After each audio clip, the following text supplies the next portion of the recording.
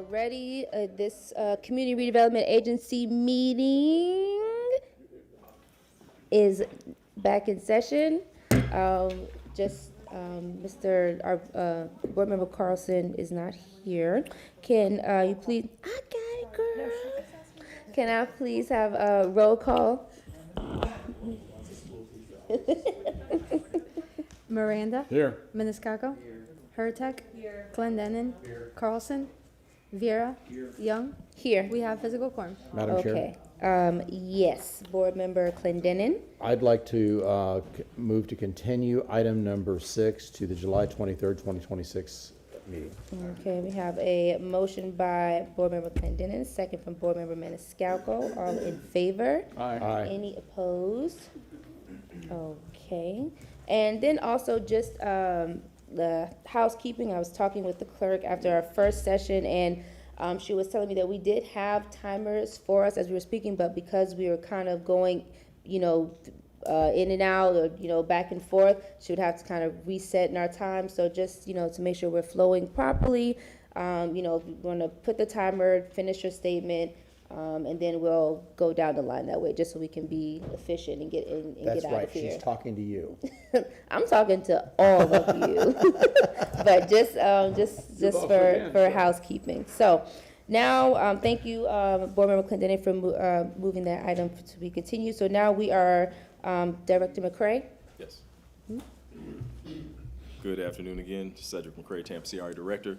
I did have conversations with the chair, just one of the items that you all heard, number 4, related to the special projects and commercial development grants. Before we move the agenda, I wanted to clarify the vote provided on agenda item number 4 before lunch regarding the approach for the special projects and commercial development grants. The packet of information that was provided to you prior to the meeting, and that also included the previously discussed changes, the board's direction to the special projects grants. Is it the board's intention that the approval of those items for number 4 also include CRA board approval, proposed the 2-cycle application?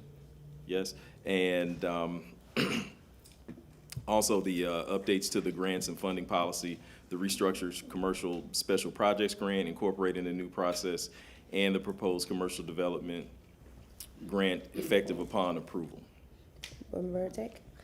Would you like me to make a motion to that effect? Would that be helpful? Yes. So I make a motion that will be every 6 months or twice a year, however you want to, so twice a month, that the proposals will come forward twice a year, and can you restate that other? You could just say as he presented. Yeah, as he presented. Is that enough? Or no, she would really prefer you say it again. Okay. Yeah. So essentially that the updates to the grants and funding policy, the restructured commercial special projects grant, incorporating a new process, and proposed commercial development grants, and we are seeking approval for those. Yes, I want to approve all the updates for all of the different business grants. Okay, And have the proposals come forward to the CRA twice a year. Okay, so a motion from Board Member Hurtek, second from Board Member Miranda. All in favor? Aye. Any opposed? Okay. Thank you. And the next item will be item 5, and I'll call up Mrs. Parks. Okay, good afternoon. Can I get the presentation, please? B. Parks, for the record, CRA Community Coordinator. Just while we wait for the presentation to pull up, just want to reference that this has been a topic of conversation. Affordable housing, as you know, is #1 topic of conversation in the communities. And also, the 30% allocation is also a topic of conversation. So I'm going to go ahead and present what we have going on with the dollars, some recommendations, and then I wish to have a dialogue with the board concerning each one of the areas to see if that commitment of the 30% will stand there, or if we want to look at other percentages for FY28. So the overview is we're going to review the current affordable housing funds balances. We're going to move forward with evaluating current obligations that we have, and then the 30% housing allocation discussion. So some current challenges that we're facing, some CRA areas, as you know, have a strong housing demand but limited available funding.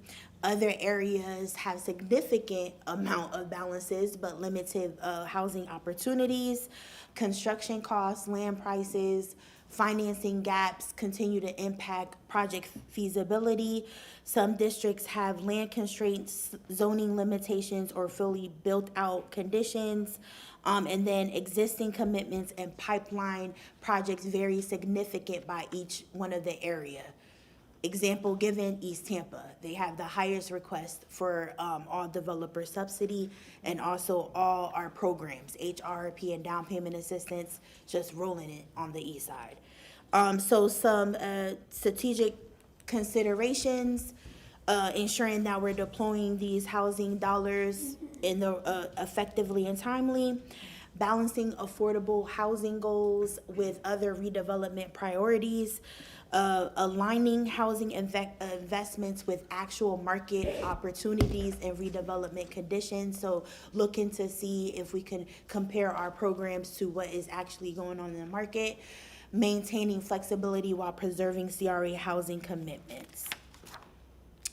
I always bring up this slide because I always want the public to know what that 30% goes to in the areas. And as you know, it's rehab, down payment assistance, our infill program, unit creation and conversion, which will be coming before the board in July to hopefully review and approve at that time, and then strategic acquisition. So that's where our 5 initiatives are focused in each one of the areas. So during this part, I'm going to stop in each slide if you just allow me an opportunity so we could discuss each area, because as you know, each area is different. So this is East Tampa. So East Tampa, as you know, has the largest set aside for housing. So the total budgeted, which also includes rollover, so this is years of rollover, is at the 16.659 million. We have encumbered, so if the board doesn't know what encumbered is, which I know you all know, but I'll just state it now, is what's actually been encumbered by POs. We went through the purchase order process, and this is money that is tied to a purchase order, so that's what encumbered means. Expended is actually what's been spent out. So as you can see, total encumbered is coming around 3.5 million so far. Total expended is around 4.9 million that we have spent so far. So it leaves a total available about 8.1 million. So I broke it down in our categories here. So the community in East Tampa has been very vocal about preserving programs specifically to existing residents. So HRRP is that program, the rehab to help existing homeowners that have been there for years and need their house repaired. So I always encourage for us to make sure that we have enough to fit in this line item. But as you can see there, we had a total budget amount about 4.8 million for that area. Total encumbered and expended is about 3.1 million. Committed funds, this is what we have in process. So in process for rehab is we're going through scope reviews. So as I explained before, and this was last year, we worked through the job ordering contract program, and we have contractors go out to each one of the homes that have been approved to get assistance to do a walkthrough of that home, and then we start negotiations about the scope. The staff is good, you know, we have that job program which it helps negotiate prices.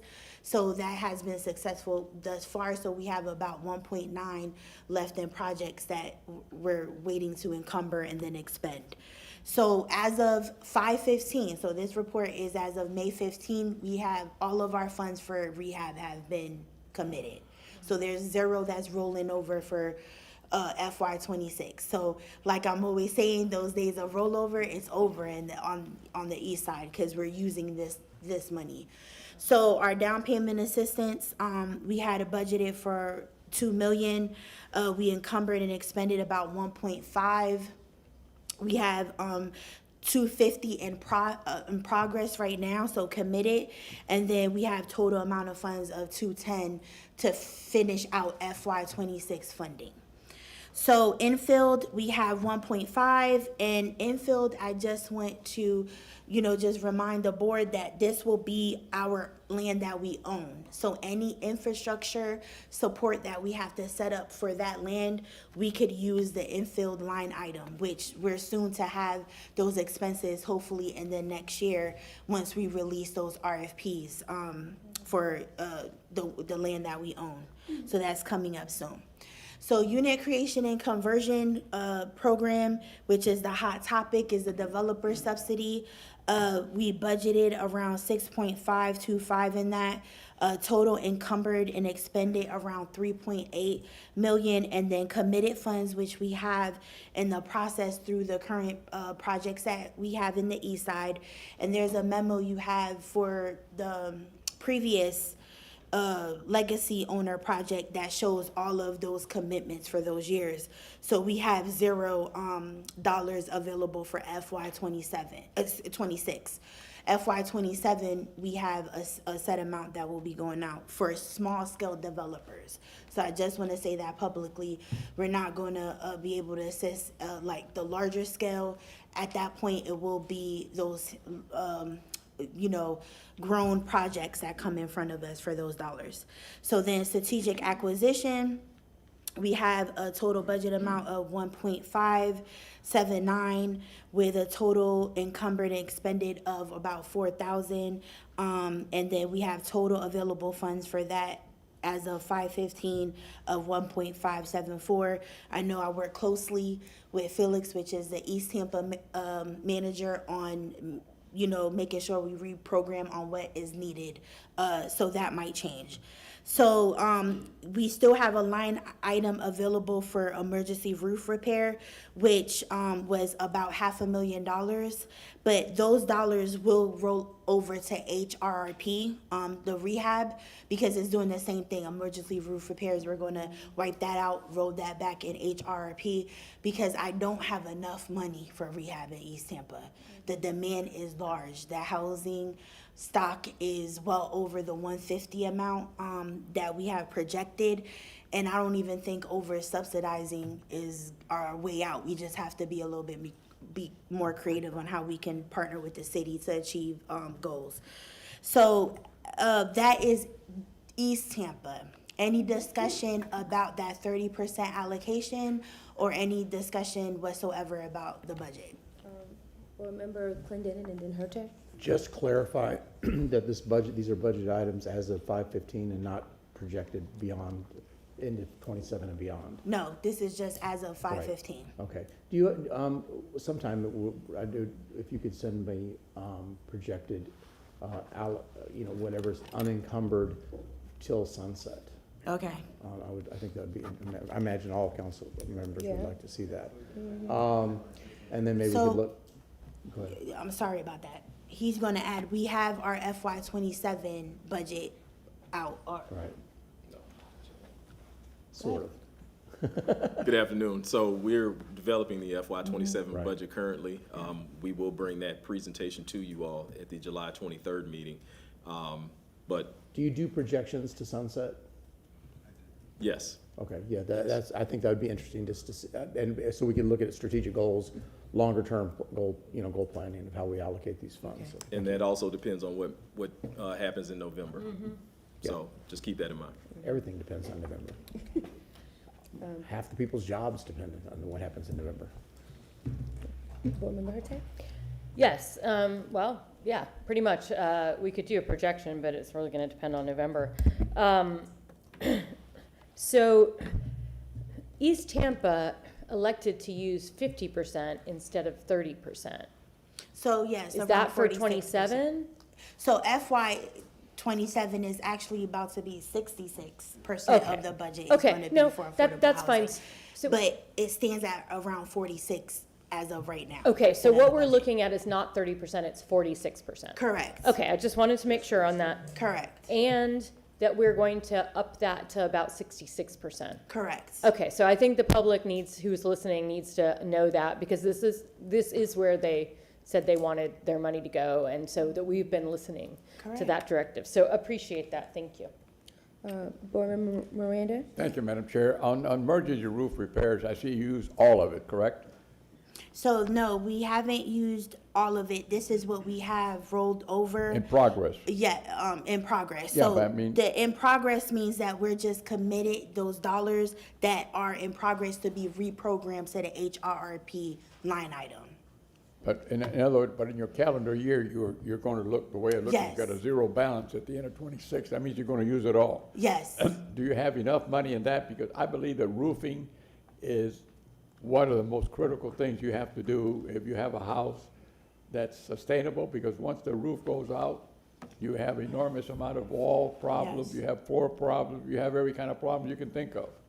And the roofing is one thing that, and when you're doing repairs, that's number one item, in my mind, anyway. And I'm sure that, do you know what your budget is for 27 in roofing? Do you think you're gonna need more or less? so as of right now, what we projected for FY 27 for the HRRP program, which will include roofing, is $1 million. So We're almost always twice the looking, amount. yes, and, plus possible rollover. So we're being very strategic to try to not only accommodate affordable housing, but also put dollars, and Phyllis can speak more about economic development, but And- we're trying to make sure that we could keep, rehab is number one in my eyes. And if I may ask a favor, I'd like to know just, again, almost like the same thing about what does a house really cost on roofing, what's the average squares you're using on a square house? That means how many squares per roof and so forth and so on, and what's the average cost of repairing one roof? And it depends on how long it's been in need of repairs, that's gonna determine the cost of the roof. I understand all that, but I appreciate some numbers like that. I Yeah, appreciate yes, it. sir, I'm bringing those numbers forward. Any other discussion? No? Okay. Board Member Hurtak? So basically, you're saying that 1.5 for infill is our cost for any utility type work. Utility work, tree removal, Okay, or tree. so site site preparation, prep. okay. Site prep for the land that we own. Okay, and then the only thing, I definitely don't want to take money out of strategic acquisition. I think it's really important that we still try to maintain or try to buy property. We have found, I mean, if you don't own it, you can't control it. Yes, ma'am. I'll notate that. Okay, so all good with the east side. I would say, you wanna talk, Felix, about something?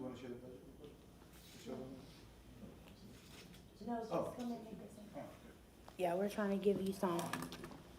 Hi, Felix Nunez for the record. Based on the comment you made about the strategic acquisitions, the East Tampa CAC actually, when we did the reprogramming for the FY 26 and the projections for FY 27, we have a lot of property in East Tampa, and they're kind of not looking forward to moving towards strategic acquisition right now, but instead pushing forward all the properties and the sites that we do have. So they voted to reappropriate the budget to take out zero strategic acquisitions for at least this next year.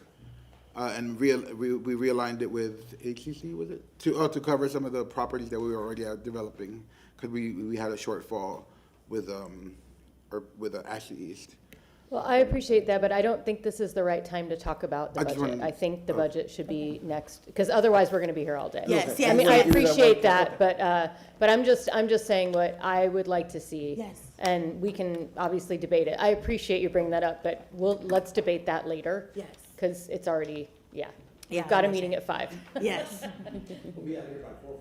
Oh, Okay, so no, gosh. I'll roll along. Any questions from you, Chair? Okay. Good. All right, so as we move forward to the west side, the total budgeted, is 8.5 million. Total encumbered so far is 375. Total expended, we're looking at, 96,000 thus far. Total available is around 8 million. So again, the breakdown of those numbers are as such. HRP is at 1.6, with total encumbered and expended at around 82,000.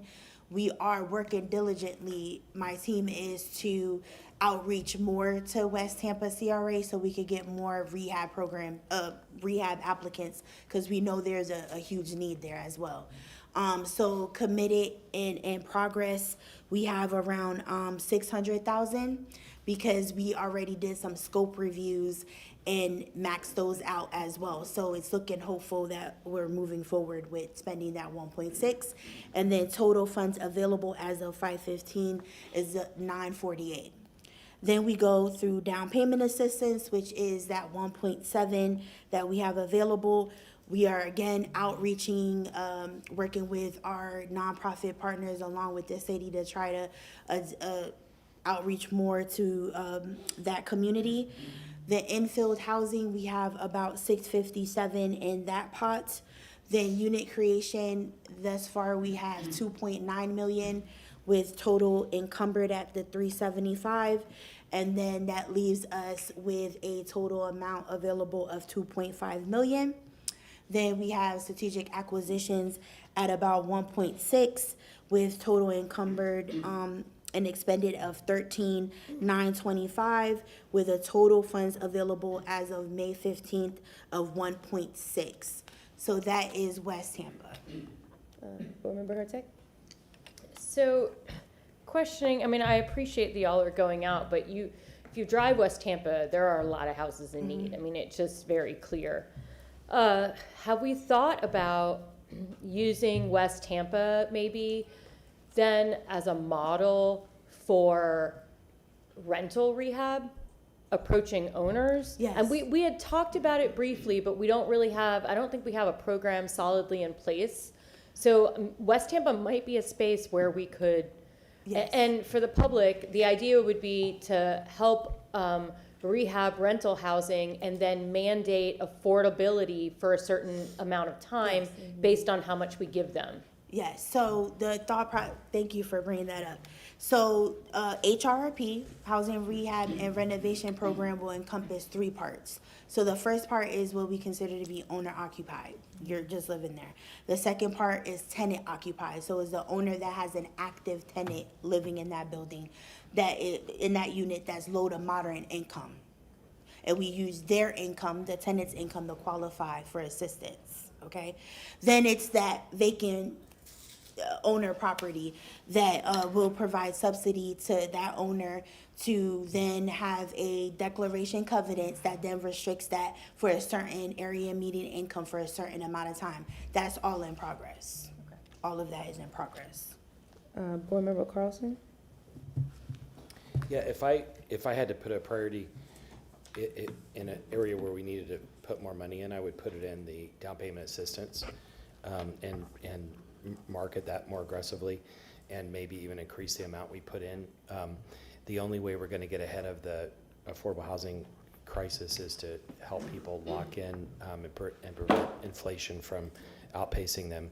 I'm in favor of some subsidies of rental, like we've talked about and we've been doing, but we've got to shift more into helping people buy homes. And there's the last I checked, there was a long waiting list of people that are qualified to buy homes. There's just not enough help. The other thing, though, in terms of process to move this along, I think we should just talk about the total amounts instead of going through each line, because there's so many of these. And because we can read it and the public can read it, or they can pause as they're watching it. But the pattern, as I recall from reading it yesterday, is other than East Tampa, the rest of them have big surpluses. And the big question the public wants to know is, why are there surpluses? We know there's a huge need out there. The reason why I was pushing to do grants only is because the thing that held us up in the past is that we had to go through the city's housing department. And, you know, like in all the other departments in the city, there's been massive turnover. And so it slowed the whole thing down. If we have grants, we don't have to go through the housing department. We don't have to go through the economic development department. We can just do it on our own. Why can't we move this money faster and get more people help? That's a good question.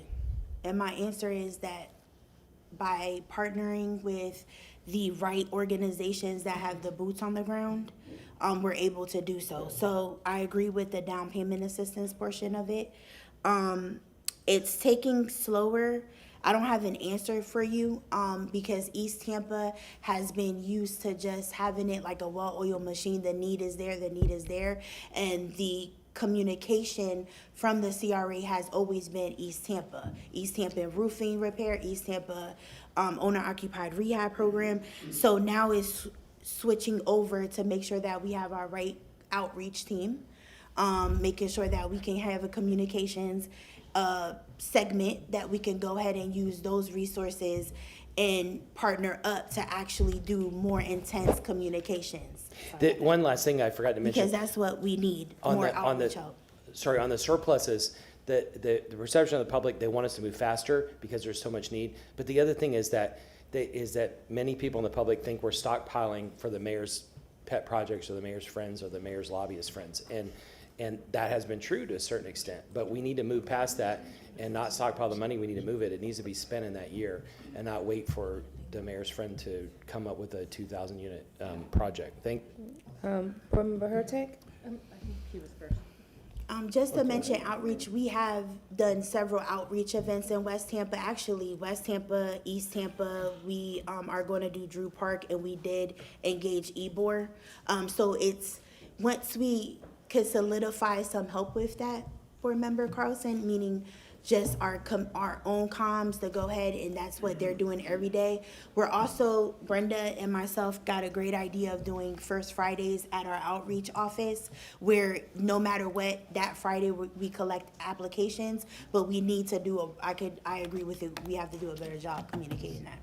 So, for me, I really appreciate the down payment assistance, but the problem is West Tampa, it's easily $500,000. Mm-hmm. Like, you can't put people who are at 70% AMI, you can't give them $250,000. That's not sustainable. They're not gonna be able to maintain that home. Even if you give them all that money, if you give them 67% of the funding up front, they can't maintain that house. So the problem is, we need more and different types of housing that people can actually afford. So that's why the infill housing is so important. That's why the unit creation and conversion. So I'm working with B right now to try to do something in East Tampa, but maybe East Tampa's the wrong place. Maybe we need to go to West Tampa, where we have some land and we can do this. But one of the things that I'm trying to do is partner with her to try to find a way that we can pilot quad or sixplex building, because that's what people need. They need to be able to buy something that they can afford. Because the problem also with down payment assistance, if we give them up to 50% of down payment assistance, they'll never be able to move. And that really makes people stuck where they are. So I really, I think down payment assistance is great, but we really have to work on all of this. I know you just acquired a significant chunk of Yes. property in West Tampa, so I know that the infill housing money will go toward the infrastructure there, but I feel like there's more to be done. No, there's way more to be done in the west side. We acquired Cypress and Howard location, which we're gonna go and do a visioning or community engagement with the community to see what they would like there. That's coming up. And then that's what I did with the east side projects. I then incorporated all the information into the RFP, which then goes out to the community, just like I did for 12th and Osborne. Board Member Miranda, and then Carlson. Thank you very much, and I appreciate your conversation about rental properties being repaired, so forth and so on. However, let me say this so I can get it off my chest, and I manage a trust that has houses in West Tampa and other areas. I would never apply for one of these things. However, it's very important that you understand, all of us understand, what the rent is, that individual property owner or property management company. It depends what they're charging for rent, and it depends what is needed on that house, because a lot of them are charging already market rate and over market rate in West Tampa because of the lack of abilities of housing available.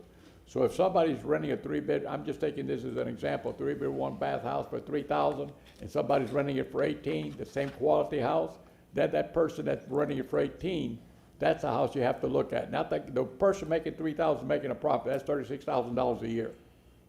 But the one at $18,000 is barely making it.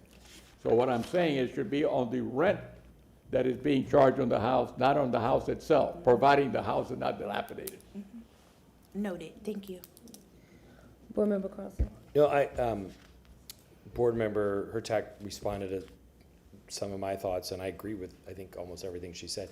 But one thing that I forgot to mention is few years ago, experts in the industry recommended that there are other solutions we can have to help people buy homes. And one of them was to have a second mortgage that's no interest. And so if somebody buys a house for $400,000 and we give them $100,000 second mortgage, they don't pay interest on it. If it goes up to $500,000, they keep the whole $100,000. We don't get any part of that, and they just pay us back the $100,000. That way we can loan it to somebody else. And that's something that's commonly used in the industry. And it helps to buy it down for folks, and it helps families leverage more. And so I think the administration stopped us when we proposed it last time, but that's something that we need to seriously consider. Ideally, we'd do it with a community partner of some kind and put a fund into it. Board Member Clendenin? Yeah, just quickly. I'm more in line with what Councilman Carlson said, and partially a little bit of correcting kind of our heads. One way or another, it's subsidies, and whether you're subsidizing developers to build rental properties or subsidizing individuals that are able to build equity in purchasing their homes. You know, I think that's some of the choice we have. So if you're looking at like substantial subsidies, like even if we're giving somebody $350,000 to buy a $500,000 house, that's now they're in that house versus $350,000 to build a rental apartment. You know, I mean, it's still $350,000. So what are we as a community and our values getting for that investment? At least with purchasing and encouraging home ownership, you're building that generational equity, and you know really that is a step up versus a rental in perpetuity. So again, $350,000. What are you getting for that $350,000? There's only one family living there, period, at a time anyway. So whether that one person is owning that home and building generational equity versus a rental unit that's constantly turning over, it's still one for one. Board Member Hurtak? And I fundamentally disagree, because if you are subsidizing someone for $350,000 for a $500,000 house, insurance they cannot control. So they're not going to be able to afford keeping that house because the insurance is about the house. Mm-hmm. And the property taxes. It's the insurance, the replacing of the roof, anything for a house that's worth that much money is going to be more expensive. It doesn't mean that I don't think we should subsidize, but I don't think industry experts even recommend 50%. I think it's generally around 30. As 30% of your income should go into your house. No, but I mean in terms of like how much folks in the affordable housing space believe that you should subsidize of a house. Like, yes, correct. So, but back to subsidizing is tricky because it's both on like so I'll bring up Spruce. Let's bring up a project that you all approved, right? So the 4 houses on Spruce is our home ownership project. We're subsidizing the $75,000 for the developer, so then they can price it low and it'll be below the affordable housing price point for Tampa right now, meaning the max sales price that home can go to is $450,000 right now in the city. That's both housing community development side and our side, right? So then what we're doing is also those homeowners also have an opportunity of getting up to $100,000 worth of down payment assistance. That means 50 from the CRA, 50 from the housing side, and then that buys down the mortgage that they're going to apply for. So again, and then the income, let's talk about who's actually purchasing.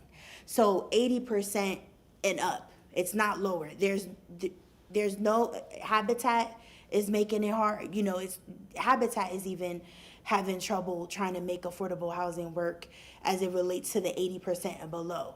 So right now, the people who have savings, have the credit, have the ability to even get an additional credit card to cover anything, is that The 80 to up to 140% AMI. That is the buyers. And 80 is pushing it. 80 is giving you that 325 to that 375 mark. So prefer it's about 120 and up. So it's becoming more critical to just have more creative styles of housing, and also making sure I'm home ownership before rental, but everyone's not a homeowner. There's people who would prefer to stay renting. I've seen it. Financial education would tell you that. So that's all I have to say about actual income that's going into the area that's actually purchasing. I have one more question for you too. As we talked about this, you and I have been working on this behind the, behind the scenes, or however you want to call it, in the background, because of my work on the AHAC committee. So one of the things that you had wanted to do with this was to hope. What was your goal before we dive into each one of these? Wasn't one of your goals to see what we could take what policies we put into place and allow them to work their way through in this next year? Yes, so that's actually going to be at the end, but I'll just mention it now. Thank you. So my recommendation for specifically the unit creation and conversion program for FY27, which is to develop this form of housing. This is the developer subsidy, excuse me, that's going to go straight to developing this type of housing, is to release all of the funding FY27. So once October hits, well, the unit creation conversion program comes before you all in July. So if everything is good, then you all approve it, so we could look at releasing sooner in some areas, but I'm just hoping for the goal of October. So once we release in October, that's basically saying, here go the dollars, this is the income we want you to stay at, this is what we want you to create, and now let the development community, which is doing well, meaning that they're working with a lot of people, there's a ton of developers out there, to pitch those projects to us. At that case, so then we will know at that point what could actually be done from a private perspective. That's not land we own. Land we own, we could definitely control that sales price with land we own, because we own it. But if it's a private developer that has spent $150 to acquire the lot, now it's, hey, I can sell it market rate rather than try to stay with the 50-year restriction, get your dollars. But we have to strategically partner with people who are willing to produce affordable housing. And real estate trends are moving towards multifamily development. This is being talked in multi-million-dollar rooms about that's the trend that is for workforce housing now is coming up. Again, just trying to find partners that is able to produce this, but I want the board to allow me an opportunity to say, hey, once this is actually approved now, let's see what's actually out there. Board Member Clendenin? Yeah, I just wanted to wrap this up because Yeah. she has got a lot, she's got Yeah. multiple more CRAs to get So, through, and we are way off of topic of I what know. this agenda item is. Yes. Okay, so let's just, Drew Park is total budgeted at, okay, if you bring up the presentation, please. Okay, so Drew Park, okay, let's go, Drew Park. The total budgeted is about that 4.3 million, and again, we're trying to find areas. We own a couple of lots there, so we are more than likely gonna pull out a RFP for that infill housing in there. Central Park, we're at about 1.5. This is hard to do. I'm actually going out to different building owners there, the ones that are not developed yet, to see how we can partner and I could possibly subsidize. Tampa Heights, Ybor is 6.8. Total cost for Ybor, this includes 1 and 2. Ybor CAC has been vocal about the 30% allocation. They like to see other projects, some sidewalks in their area, some other priorities the community has. So that's why I'm just asking the board, let's have an opportunity to release FY27 funding and then prep for FY28. So as we move to Tampa Heights, you know that we're limited here. I don't have a lot of options, but I am still working on identifying property owners in the area that need help. Channel. So channel's a big one. You see the dollar amount there. We did, we have unit creation at DPA, so that's about 14 million. That's the same. I'm asking if we release those FY27 dollars. We did have 2 developers that were interested in building, so that taste is still out there for that. And then we have downtown, which is now total available at $27 million. We have 2 projects that are here, 4 million for the one for the 22 units right here off of Whiting, and then the 5.4 that is going to go in front of you all next month for approval. So again, there's several dollars in down payment, and dollars for that. So any questions about the budget? Board Member Clendenin. Yeah, I've been hearing from the CACs as well, as she said, specifically Ebor 1 and 2. But generally, the others, as they've highlighted, that while with the best intentions of treating this as a one-size-fits-all across these CRAs, I think we have better use for that cash to be able to do the greatest amount of good for the greatest amount of people that live in those areas. Clearly, there's still a need in West Tampa, East Tampa, and potentially Drew Park as it expands and maybe has more economic opportunity there. But for the other CACs, I don't necessarily know there is. I think that park improvements, sidewalk improvements, these other things, probably including the rebricking process. I've heard from Ybor City they would like to accelerate that. Transportation opportunities, downtown, better spent maybe using for enhancing transportation options downtown. So I think we should pull back on the program, still protect it for West Tampa, East Tampa, and Drew Park, but eliminate that restriction for the other CACs or CRAs. Board Member Carlson. I think for, if we were gonna do something in downtown, we should just reduce the amount that's stuck in the CRA and spend it throughout the city, because we could spend it on affordable housing in other parts of the city and get 10 times our money for it. We shouldn't just transfer it to some other pet project. What I would recommend is, I've heard the same feedback on Ybor. What I would recommend is that we, at the most, ask staff to go to the CAC and the neighborhood associations and ask them, if we release this money, what would you want to use it on? And get them to the 2 different groups, like Ybor 1 or whatever it's called, the group of the 3 or 4 neighborhood associations, get them to agree, get the CAC to agree, and then they can come back together and recommend to us what they would like to spend the money on. I'm afraid that we release a big chunk of money and then it's going to become somebody's pet project again. And so if we're going to give up this promise that we made to the public years ago on how much we would spend on affordable housing, we need to do it in a very strategic way based on community feedback. So can I speak real quick to your comment? So Ybor I did go to all the CACs except Tampa Heights, okay? With Ybor, they did request an analysis to be done in that area. So we did speak, that's the main focal point of that discussion. So I will circle back to the neighborhood associations in that area as well. The question is, we're not gonna do the analysis. What we would ask them for is, if you had X amount of money, what's your priority? What are your top 2 or 3 priorities that you would spend it on? And ideally specific projects. And then the same thing with the neighborhood association. Each one may be a little bit different, but we've got to get neighborhood feedback, because they, all their infrastructure is falling apart too. Okay, I'll note it. Okay. Board Member Herzog. So it's funny because I don't hear at all about the bricking. All I hear about the bricking is that it's a waste of money. So that is what I'm hearing from the CAC and from the neighborhoods. They hate it.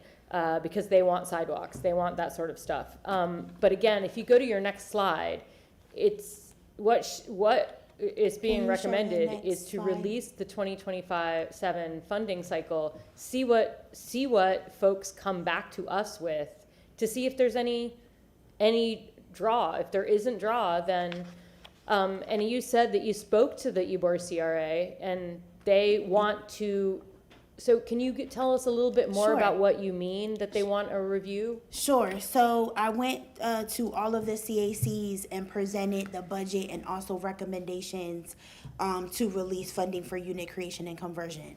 They then asked when Brenda was actually doing her presentation for the budget that we do a housing analysis of the area to actually see what is there and what could be produced. Brenda and myself have been looking at multiple housing opportunities within both EBOR 1 and EBOR 2. So based off of the dollars we had, my recommendation was let's release the funding because there are some interested applicants. We met with one who wants to produce affordable housing in EBOR. So again, the taste is there. We just needed the tool through the unit creation and conversion program to be approved as a competitive process with the scoring committee to have the conditional approval, everything to be solidified for us to be able to open up that cycle to actually start collecting those applications. So again, in one way, the CAC, and they could, Brenda can explain what they actually said, but they want to see what could be done with that 30% allocation. Yes, good afternoon, board members. This has been a request since day one, Name. since the 30% was originally. Name, please. I'm sorry, Name, Brenda please. Thrower, EBOR CRA Development Manager. The request to do a study has been requested since day one. 3 years ago, they asked for it. They didn't understand it, and they wanted to know if we could assess all of Ybor City for the capacity to do affordable housing. And so it's just every year when I go back to the budget, they're, asking for the same thing. So anyway, that's where we're at with it. It's up to the board. I mean, we could do a study, but we were doing like all the other CRAs. Everybody took 30%, EBOR took 30%. How much have we used of that? Nothing, I don't believe. I don't think we've used one dime. So how much would a study cost, do you think? We have budgeted, didn't we budget like up to about 150? In most studies that we do, we try to stay under the $200,000 threshold. So we have the money to do that. We could do that. But we don't want to do anything that's going to be different than all these CRAs unless the board directs us to do so. And we did spend some dollars. We do have some EBOR rehab projects happening in EBOR. Yeah, I mean, so I believe that if that CRA wants it, I think that's fine to do the study. Like, I would support that personally. Thank you. Board Member Carlson and then Miranda. Yeah, when we passed this years ago, we made a promise to the public, if the housing advocates knew that we were gonna cut all this, then I think the room would be packed with people. It sounds like a process problem, not a need problem. And it's up to us as the board to define what the issues are in the community. We take feedback from the CAC, but the CAC doesn't direct it. What I would be willing to do is to vote to ask Ybor City and the Ybor City CRA and the CAC and the neighborhoods to give us feedback on how they would spend the money, and then we would come back and discuss it. If you all include anything other than Ybor, I'm voting against it. If we think we have too much in downtown and we can't spend it in downtown, let's cut the CRA, get the county to approve, especially if the raise deal goes through, we have the document open anyway. Let's cut it and move it to another part of the city. We need housing in Sulphur Springs and all kinds of places that win, and it would be unencumbered if it's not in the CRA. There's no reason to keep all that money in the downtown CRA. Board, Miranda, did you still want to speak? I heard that, but I don't think you can move money from one CRA to another. That doesn't, even if there exists. I'm not talking about moving it from one to the other, but if you have 30, whatever the number is, 30 million in the downtown CRA, and you reduce it to 20 million a year, you can move the 10 million to the general fund and then spend it wherever you want. There's no reason to keep all that money in downtown. That's So I want us to, because I'm looking at time, and I want us to stay on topic because we still have items to discuss. So right now, Councilman Miranda, do you still want to speak? Very, very quickly, I'm not against studies, but I remember the old Ybor City Wiley I lived for a while. They're all kind of different sized lots. And if you go back, what the people did that owned the cigar factories, they built houses with a cañon down the middle, and they lived 2 bedrooms on this side, 2 bedrooms on the other side with equal share. And that was the way 90% of the people lived that worked in Ybor City in a way, back in the 70s, 60s, and 50s, and 40s even. I'm not that old, by the way. So what we're looking at is that a situation that solved then may be recycled again. And they were built to last. There's still some of them across the Ybor City Boys Club there on just one block north of Columbus Drive and 15th Street. You'll see them all lined up there on both sides of the street. So that's how it was, that's how I remember it. I would imagine the houses are still there because they were built out of concrete. Board Member Clendenin? Yes, I would move that we ask staff to continue to consult with the CACs to get a written report from each CAC about the allocation and whether they would like this board to reconsider that allocation. And then this board, because I'm kind of like 50% where Board Member Carlson is and 50% where other folks are. I think that we take the recommendations and the board ultimately makes the decision. I think again, we have all these CRAs are unequal parts. You know, you can't compare, and I will differ from Councilman Carlson on the downtown. Drive down Morgan Street or look at North Downtown. There's still a lot of problem areas that we just haven't even looked at yet. It's kind of like hidden behind a curtain that we're not talking about. We have transportation issues downtown. There's a lot of still challenges to be, so there is still challenges downtown that we need to resolve. I almost would go with you on the channel side saying, but then you've got the county side on that. But again, I think every CRA stands differently. I think that as staff can work with each one of these CACs, get a formalized written report back from those CACs on their recommendations, and then we can take those recommendations along with advice from staff at a future CRA meeting. If you could put that on our agenda at a future CRA meeting to make this determination, because this is not a determination that has to be made today. So was that a motion? Yeah, yes. Okay, so we have a motion from Board Member Clendenin and a second from Board Member Vieira. Discussion, Board Member Hurtak? Yeah, I'm not gonna support that because this is what she's recommended we do. They have already gone to talk to the CRAs or the CACs, and next month is literally when we're gonna find out what those CACs said. So, I don't think that she's asking for, I mean, we don't have to make a decision today, but we just finished an entire year-long process of figuring out how to spend these housing funds, and now we're telling her that we don't want her to do it. It's literally what we were asked to do. We did separate workshops for this. We went fully for it, and now we're saying, never mind. I think that we owe it to ourselves and to our housing staff that spent so much time on this to actually release the cycle that we said we wanted her to do and let her see what comes of it. Because we did this. We spent a year planning this. And to say that we're just not going to see it through is wrong. Councilwoman Hurtak, and I'm so sorry, go ahead. It's okay. It was Board Member Carlson and then Board Member Clendenin. I'm going to vote against it just because it includes more than just Ybor, and I think we have to stay true to the promise of affordable housing. Okay. Just so for verification, just to reinstate, I am coming back July. So in July, I'm presenting the unit creation and conversion program, just that program. That is the developer subsidy. That's what I've collected feedback amongst everyone's community surveys, all of the events I've went to collect the information on how that developer subsidy part should go, right?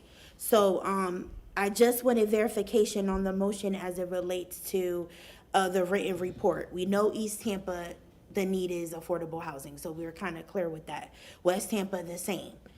Drew Park, we're leading into that, is now talking about affordable housing, even though we presented a deal last year for that. So we're looking to get more feedback, Board Member Carlson, from Central Park, Ybor City, Channel District, and downtown. That's the feedback you need? I'm Clendenin, but yes. It was Board Member Oh, sorry. It was Clendenin that made the It was, motion. Yes. my apologies. Yeah, Sorry. that's okay. Madam Chair? Yes, Board Member Clendenin. So, yes, that was my intent. Again, because we continue to do the same thing and expect different results, we've been trying this for how many, I mean, it's because it predated me on council, so at least 4 or 5 years. And as you see from the budget, clearly it's, and it's not for lack of effort, because I know staff has been trying. I know you've been trying to get this word out and do these types of programs in these areas, but some things are just impossible. So I think that is a great direction. I also, and Councilwoman Hurtak, I wanted to respond.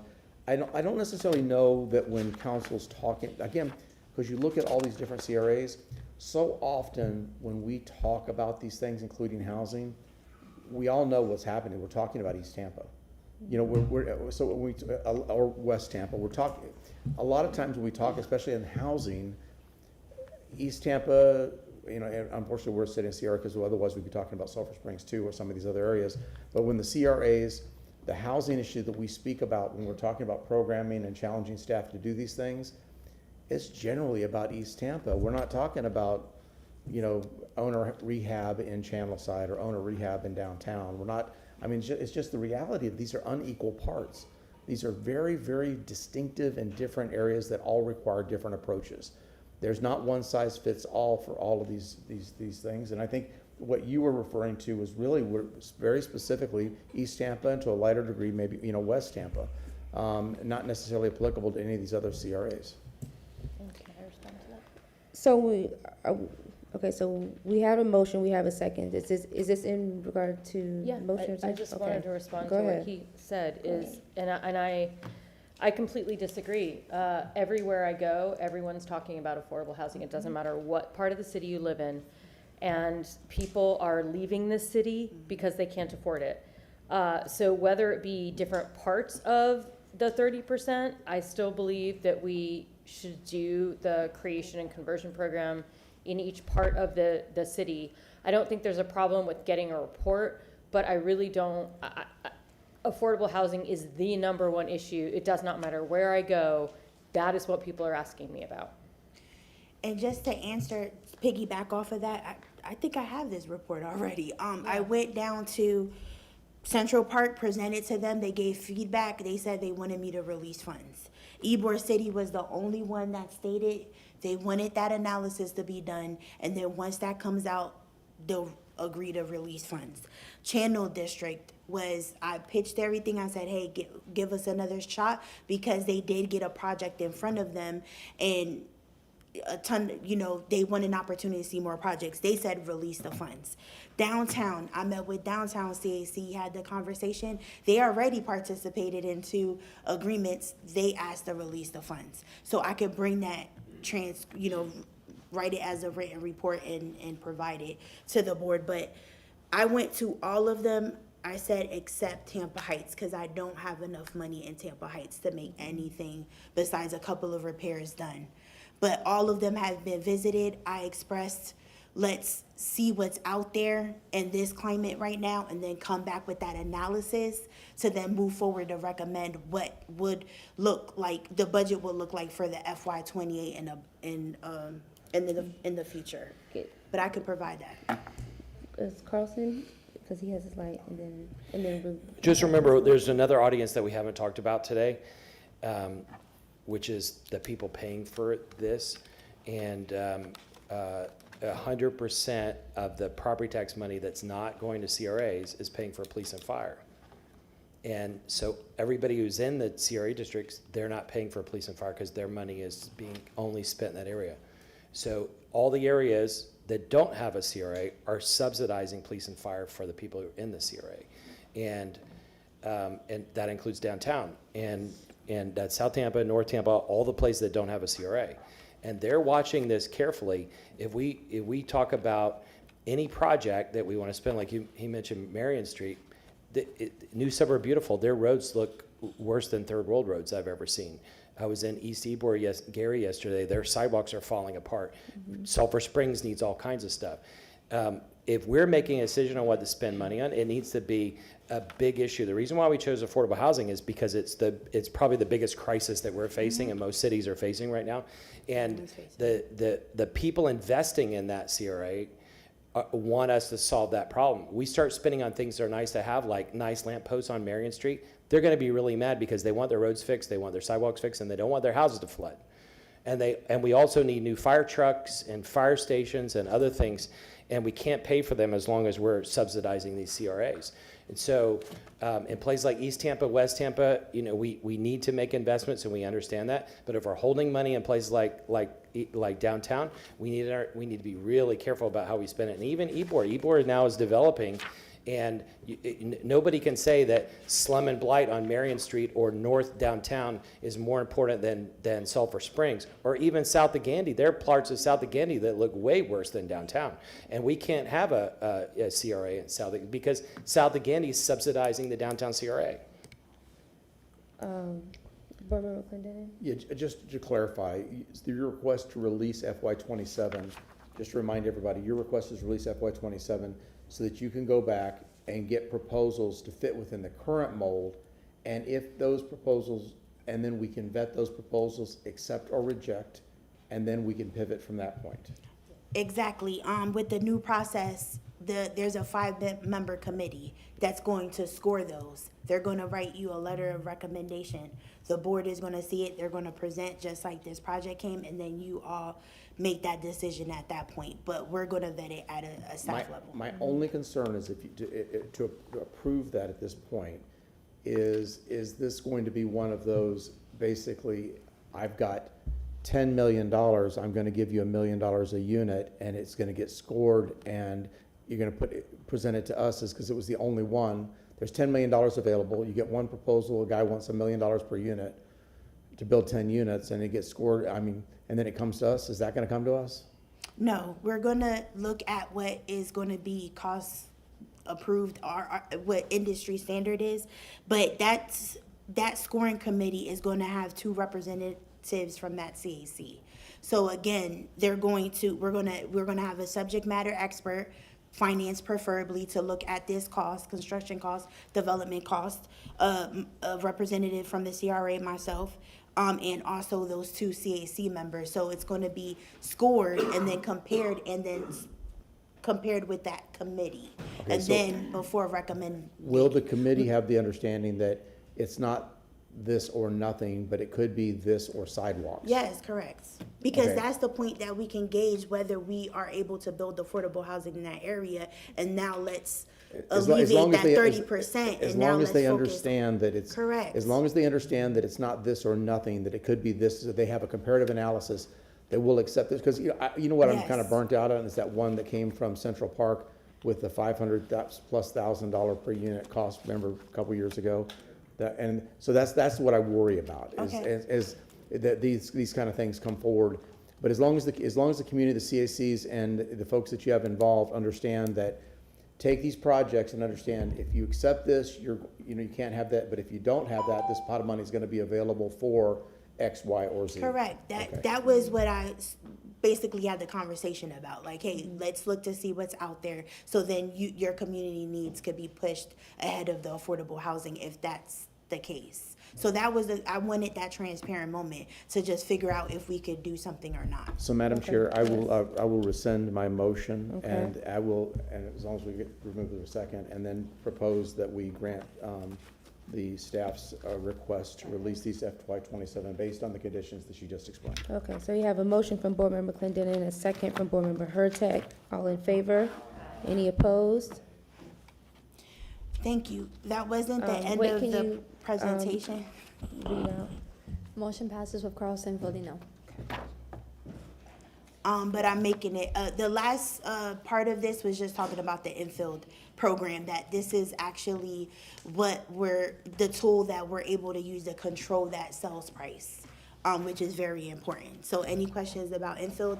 I spoke about this before, but thank you all. Any more questions for me?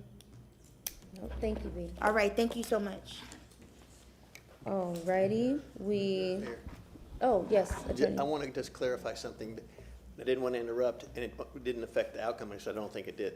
But I want to make sure you all understand down payment assistance. You all know that the statute says you can only spend certain money on things that are listed in the statute. And you know what's not listed?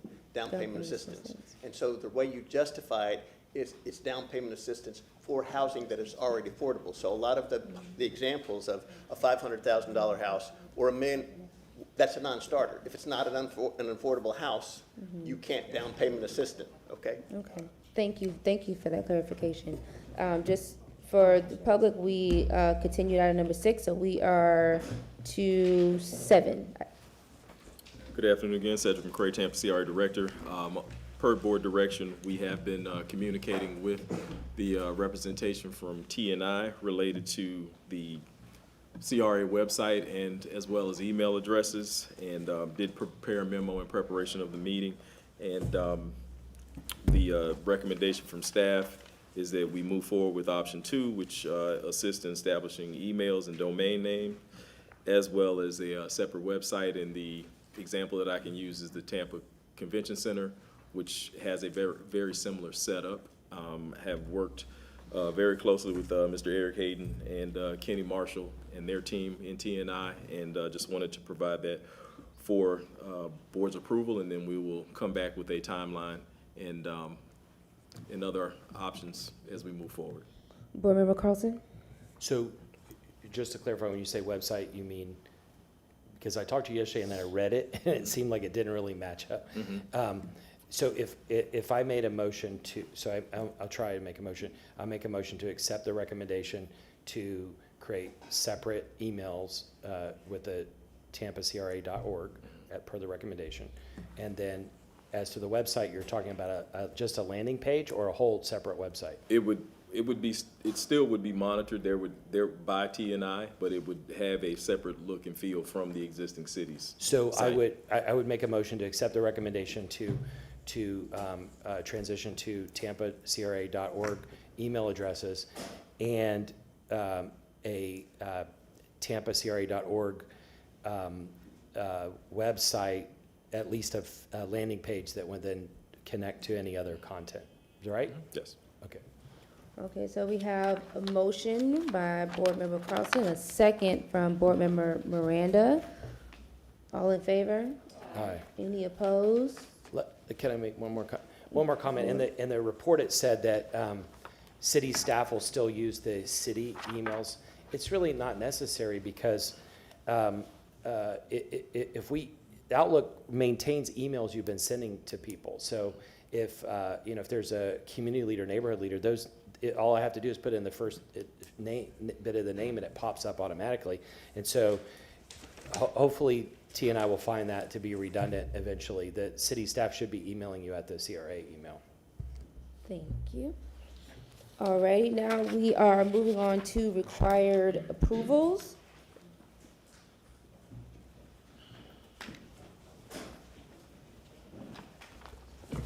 Good afternoon, Felix Nunez, East Tampa CRA. Today we're bringing before you the project team from Fair Wegman and Banks, University of South Florida, and Vista Communications, who've been working closely with our urban planner, Bryce Farringer, on getting the CRP for East Tampa completed and ready to be approved by the Planning Commission. So I'm gonna let the Fair Wegman and Banks and Dr.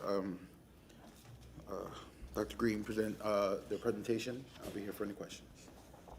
One second, hold on one second. Yes. The walk-on item, do we need to do that before this or after? I thought we were going to do it at the end. You want to do it at the end? Okay, all right, continue, thank you. Thank you. Come on up.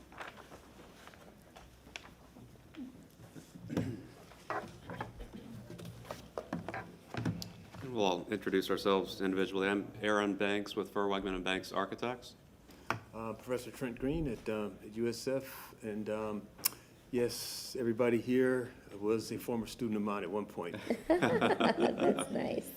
I'm Francesca Ferranda. I'm also with Fur Wegman and Banks Architects. And I'm Aisha Gunarola. I work with Professor Green. Thank you all for your patience and for being here. Absolutely. And we're almost there, almost done. Thank you for your patience as well. Can we bring up the presentation?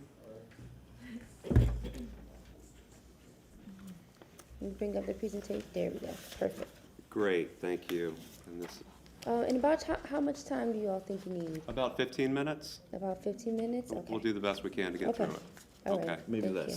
Maybe less, we'll see. All right, so thank you very much for the opportunity to work on this project with you. It has been rewarding, and yes, to work with Professor Green. He's he's the brains of the operation, so a subject matter expert in community design, urban design, all things CRA as well. The East Tampa Community Redevelopment Plan hadn't been substantially updated since 2004, so this was certainly due, and due for an update. One of the major things we needed to comply with, of course, was the Florida Statute 163. So we've taken great diligence in making sure that we're maintaining that compliance. This plan update reviews past redevelopment progress, identifies current challenges, and provides a comprehensive guide for future redevelopment priorities.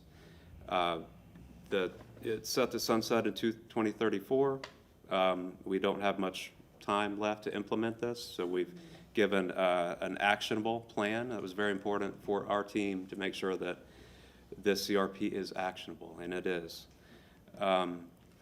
And some of the priorities for this plan are revitalizing neighborhoods, expanding the inventory of affordable housing and home ownership, some of the stuff we've been talking about all day, right? Improving existing housing, modernizing infrastructure, expanding economic opportunities, local economic opportunities, improving safety and diminishing crime. Can I make it might, if I say one thing, it might keep a long conversation at the end. Yes. I read all of those things, but then when I read the plan, it looked like a list of city infrastructure projects. Okay. So as you're presenting it, can you show how those things are tied to that, and that'll save me a question? Absolutely, and it's how many pages is this document? It's a huge document that is extremely comprehensive. 196 pages. We've got a lot of content in there. There's some meat. There's some actionable items. Many different topics are covered, and we've got a 15-minute summary of that.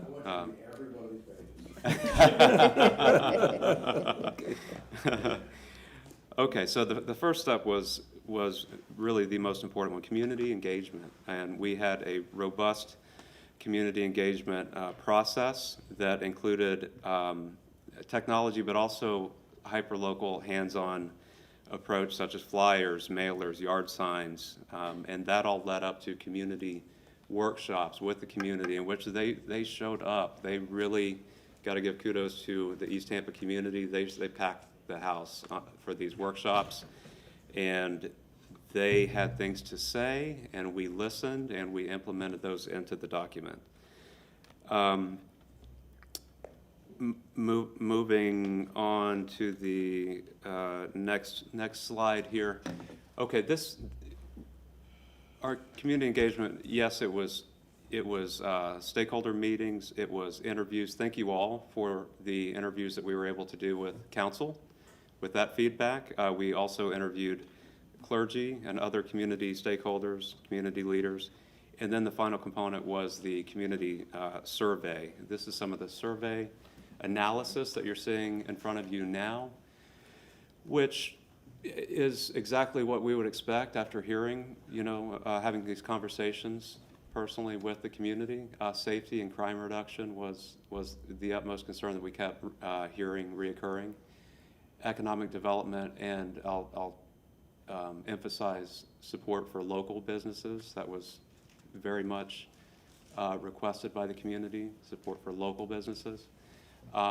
And then you kind of get into a little bit of a lower category in the next two, slightly lower, I shouldn't say lower categories, but next are public spaces and affordable housing. So these are the four categories that we suspected, and the data demonstrates that that's what the desire is, and that is how we structured the CRP update. I am going to hand it over to Professor Green to talk about how we developed the plan based on this data. This button. Okay. Okay, thank you again, CRA board members. And so I'm going to talk a little bit about where we came from the original East Tampa CRP from 2004. So we looked at a number of conditions, actually more than what the original CRP had addressed. We looked at over 14 conditions, existing conditions rather. And, but we also looked at accomplishments from previous years in terms of redevelopment in East Tampa. We also, in the document, we sort of summarized sort of the status of things in a lot of these conditions that we've looked at. We've also, as Aaron mentioned, we've made some recommendations. We've identified some redevelopment goals for a lot of these conditions. We have some policy language as well, and some, as has been mentioned, also some strategic actions along the lines of many of these areas that we've looked at. So this is some of the data that that's in the document that we've sort of compressed in many ways, but I know a number of people were concerned about where has the East Tampa CRA come from, or where we at now in terms of redevelopment. So a lot of the data sort of recognizes that. I do want to mention one of the things that was brought up by one of our economic development consultants who's working on this along with us. It had to do with jobs in East Tampa, and I think I'm not sure if it's shown here, but he talked about both the amount of jobs that are that people leave the community to go to outside of East Tampa, as well as the number of jobs that are in East Tampa, and also the number of jobs who are being filled by people coming in from outside of East Tampa. Now, a lot of the data, a lot of the analysis that we've done, we tried to tie it together in the document itself, and I'll talk a little bit more about that in a moment.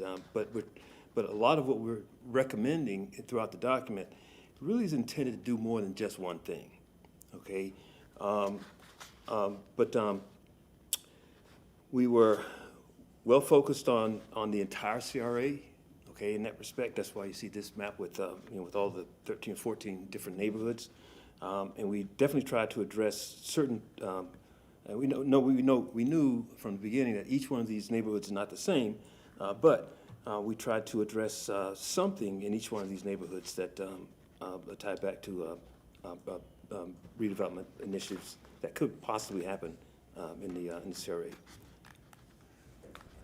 Here, just again, a sample of number of parcels that have been developed since CRA inception in 2004.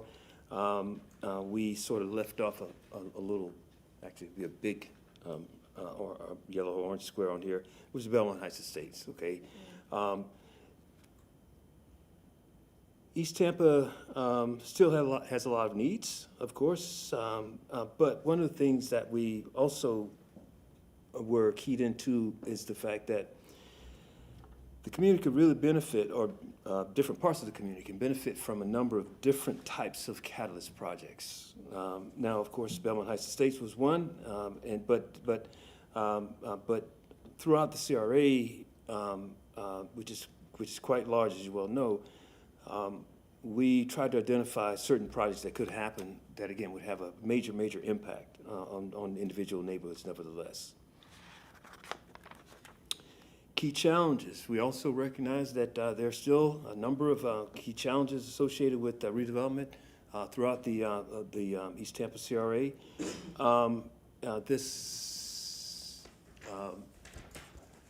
I guess the third paragraph down, it says East Tampa still suffers from a low home ownership rate and lack of affordability. Of course, these are issues that are well known.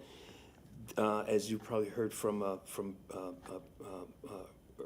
people who spoke earlier about these issues, we knew that was one of the things that we had to address right away. Okay, but we do see a lot of opportunities along those lines as well. Given the large amount of vacant land that still exists within the community, I mean, over 280 acres. That's an awful lot of land. Even though this again is the biggest area in the city, 280 acres of land is still quite a bit. Obviously, that's a lot of small individual house parcels. Some are larger, of course, so here's where we were trying to tie some of these issues together. and I'll show you in a moment some of the diagrams we put in the CRA plan itself. Some more challenges, and again, we just list them here on these two slides, but I'll keep moving forward. I'm going to hesitate on any one of these. So here's where we talk about, when we get to a lot of those 14 different issues that I alluded to earlier, here's how we address them for each one. So here's just an example of vacant property in parcels, okay? You can see we do have identified redevelopment goals. We have indicated some policy language, and then some actionable items associated with each one. And then moving on, the next couple of slides are a number of just strategic priorities and policy recommendations. It could be good to bounce through a few of those to show the variety of things that we looked at. Okay. Let's see. Actually, we'll get to those in a moment because he said he was going to talk about some of the diagrams we have in here. Right. Okay. I'll just keep moving forward. Okay. More policy recommendations, let's say, for certain conditions.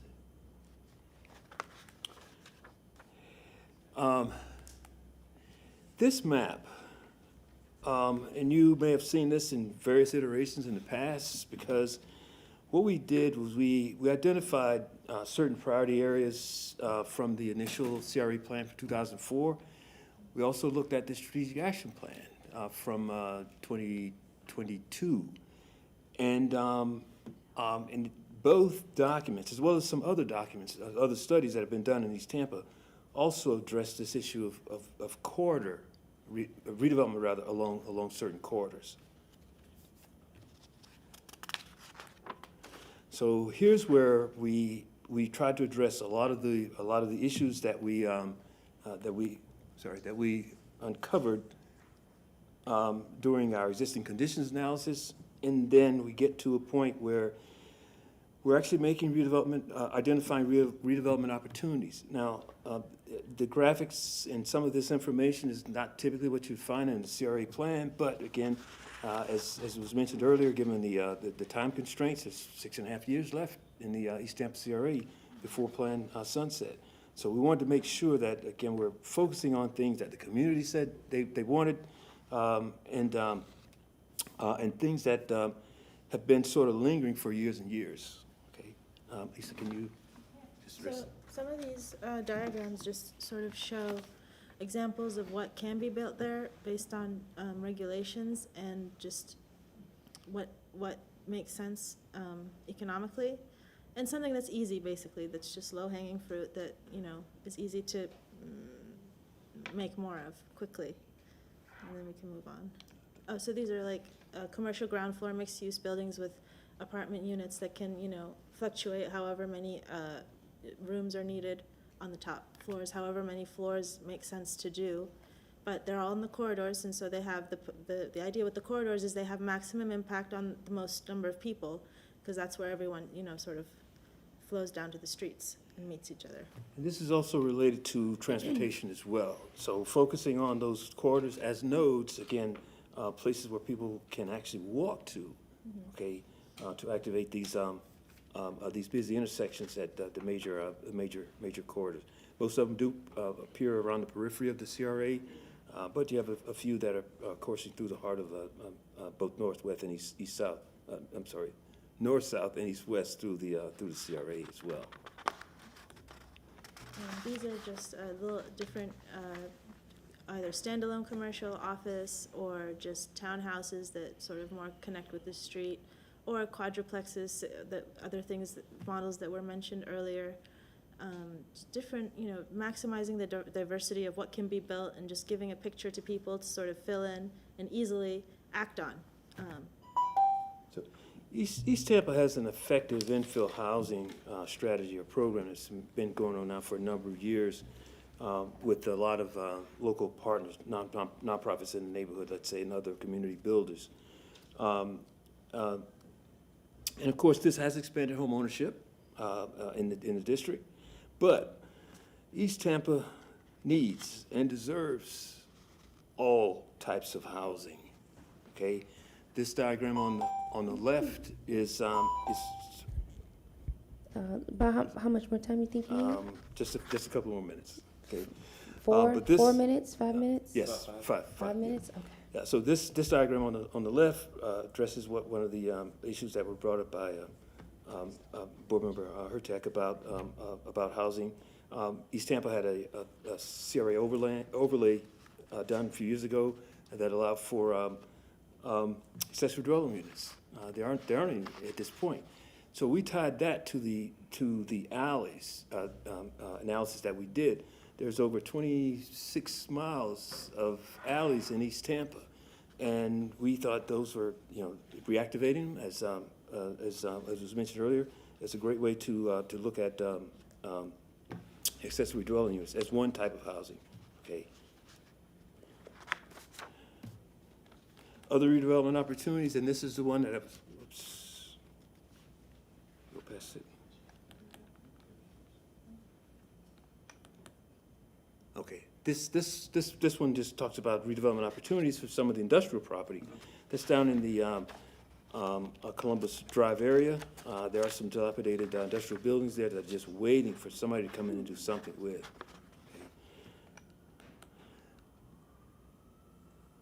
And this one talks about catalyst projects. As I mentioned, I think this a larger project of some type can benefit different neighborhoods throughout the district. We also took a fairly deep dive into some of the demographic information.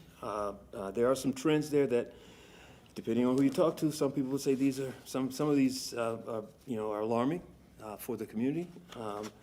But we do believe that many of these issues can be overcome. Okay, future outlook and next steps. Okay, this chart just sort of shows again TIF performance over the years, as well as expenditures.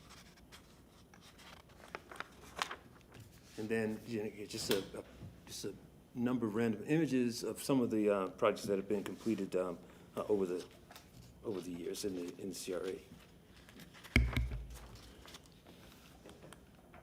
Okay, and I think we're at the bottom of this this lower right corner of this time frame, but at any rate, that's it. And again, we really appreciate the opportunity to work with the CRA, both staff and you, the board, on this project, as well as the community. Thank you. Thank you very much, sir. Thank you all for that presentation. At Board Member Clendenin and then Hurtak. Yeah, I want to say, again, thank you. This is, if you haven't had time to go through and look at these 190-plus pages, It's very thorough. you've done an outstanding job of, one, capturing the common sense, too.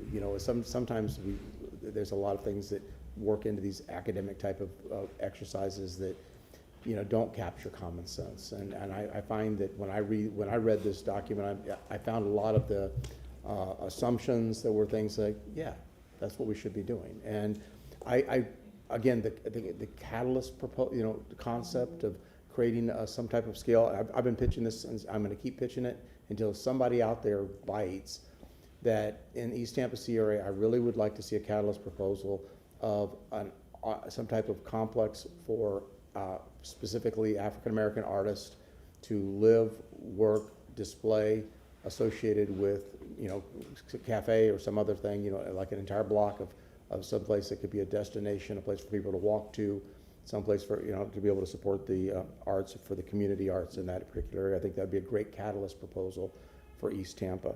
But again, I think you did an amazing job, and when it's that time, I would like to move the report. Thank you. Board Member Hurtak. Does this have to come to us as council? It says city council adoption. Do you mean, so it has?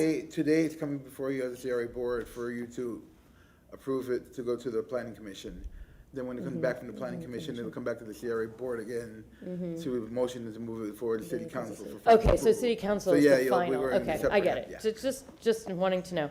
So I really do appreciate, this proposal. I especially liked seeing in the housing portion, conversations about community land trust. I really loved your, what you all had to say about vacant land.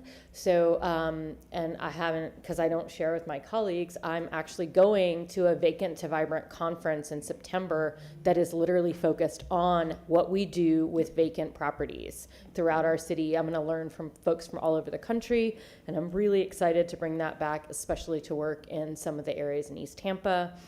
So I thank you so much for this. I do have to ask the question because somebody asked it in public comment today. Is there room for a stadium in this plan? I have to ask. Actually, no. Okay, I asked and answered. Mimi asked, I found out. So the answer is no, Mimi.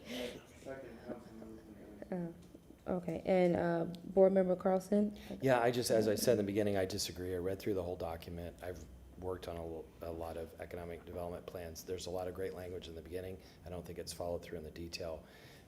And so I'm going to vote no. Okay. We've also heard negative feedback from the community. I got a bunch of calls about it. We had at least one person in public comment say it doesn't represent. And so I'm going to vote no. Okay. Any other discussion? So we have a motion by Board Member Clendenin and second from Board Member Maniscalco. All in favor? Aye. Any opposed?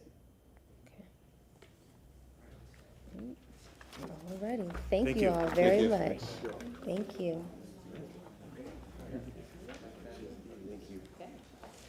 All right. Madam This- Chair? Okay, this is our last item, B Parks for the record, CRA Development Coordinator. This was the walk-on item for Urban Reworks.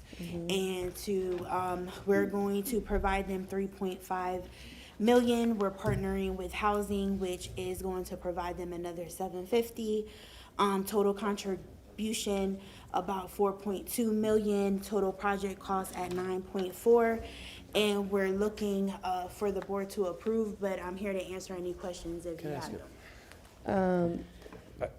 Just because I know that. For a you're question, gonna- yeah. I was gonna move it. but Yeah. you- Board Member Carlson? I want to ask a procedural question. I was not here at the last CRA meeting, but I watched the video, and I saw on the video Mr. McCray get up and say, this is going to be on the agenda at the next meeting.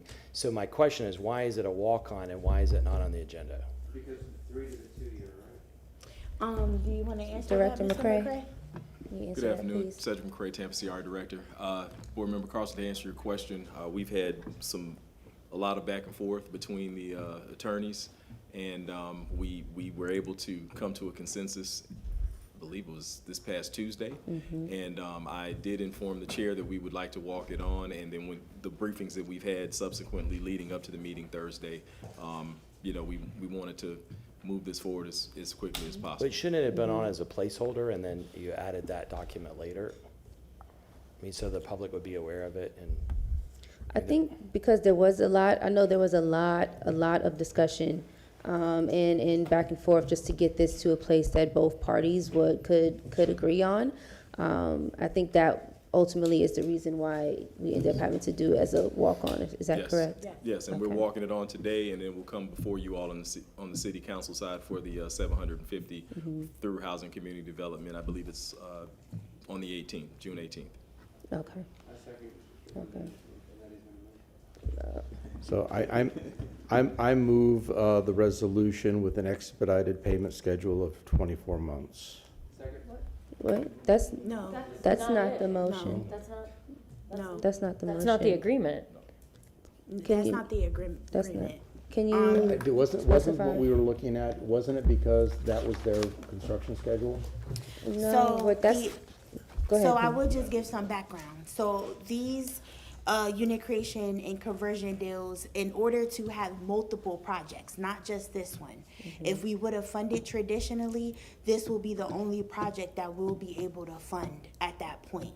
So we inside had to determine a 3-year term for it. So that's how we were able to do multiple projects aside from this one. I know this was important, but there's also other ones that are important. So the applicant did ask for it to be, to mimic their construction line of credit. They're actually the only one that are asking for that.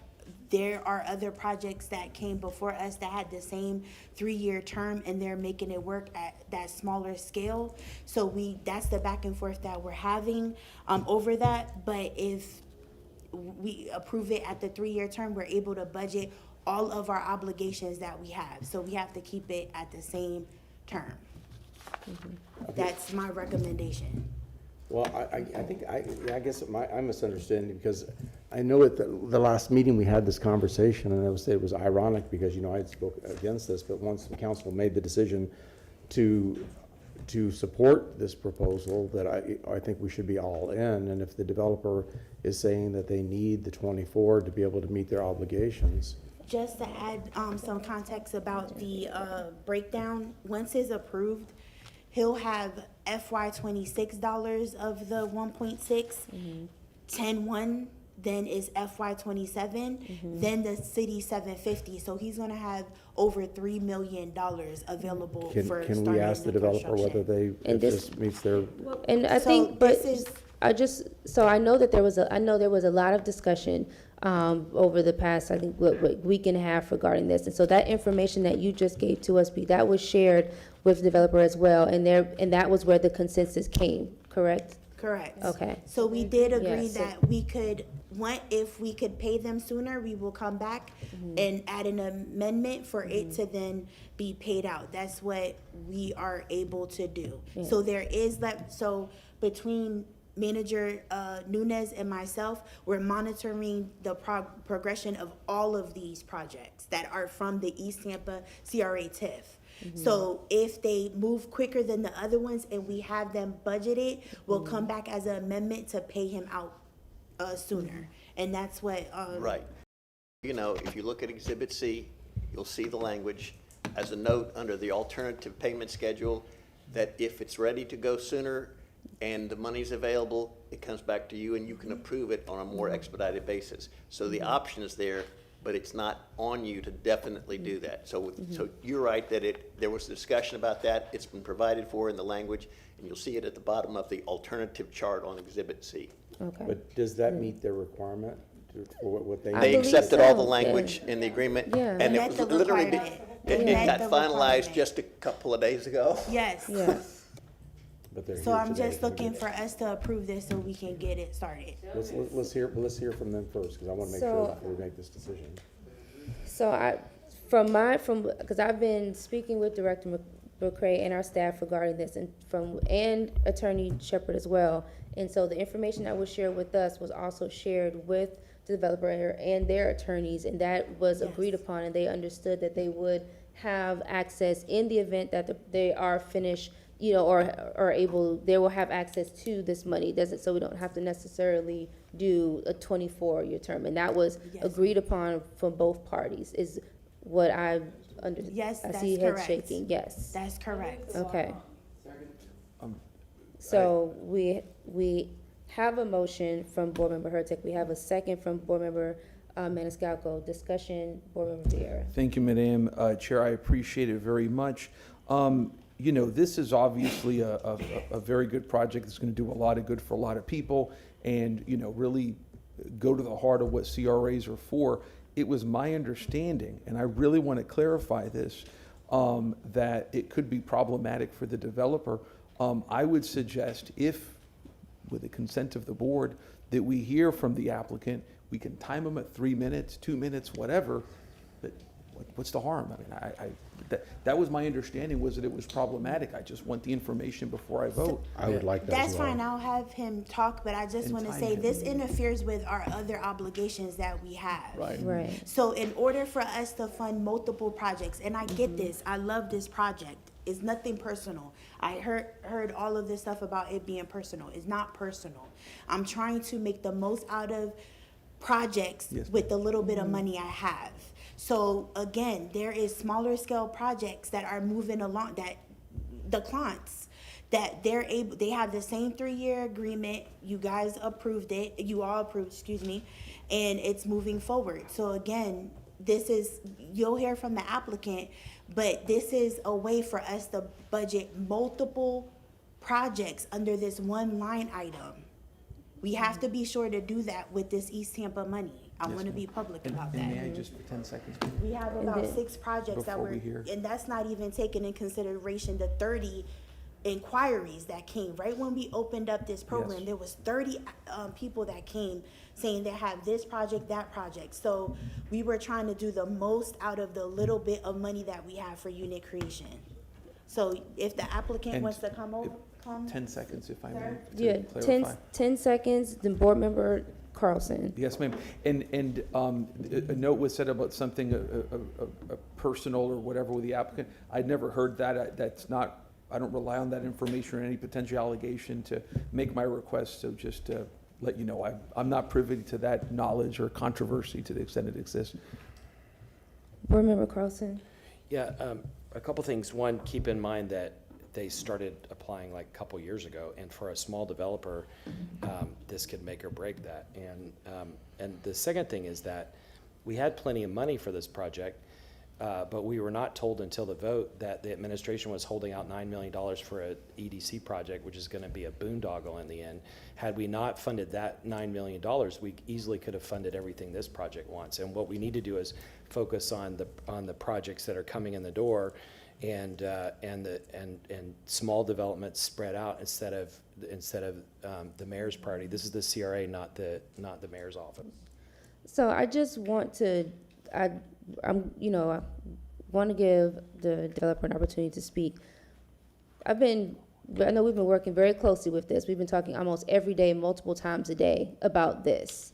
And last I heard, up until yesterday evening, was that this was taken care of and that we would be able to move forward with the project, and that everyone agreed to all the language that was in here. That is what I was told as the chair. So I'm a little bit perplexed as to where we are right now, because I thought that everyone's attorneys and everyone was agreed upon with what we have here presented in front of us. Is that no longer the case? No, that is the case, ma'am.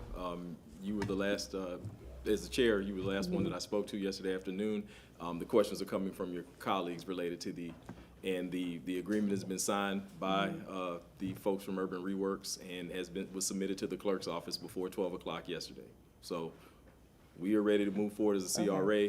Urban Reworks as a development group are ready to move forward, and we're just seeking the board's approval on this agreement. Okay. I know there was a request from one of the board members to hear from Mr. Berde. Yeah, 3 minutes. Hello. Start with your name, please. Thad Barity with Urban Reworks. We are the developer. We're very grateful for the support of the CRA board in moving this project forward. Our goal has been to align with the CRA staff and get to this point and this important milestone so that we can proceed. We did not want to have any further delay on this project because we are ready to break ground as soon as it coincides with your all's schedules. We'd like to celebrate with you and schedule a groundbreaking soon. And then we'd like to move forward with the project to deliver affordable housing to the community. Our goal has always been that everyone deserves a home, and that's our belief, and we're going to get going and show you what we can do and make that real. I'm sorry that this has become controversial and that this is continuing to be discussed. We have signed the agreement and aligned with what's before you so that we can move forward.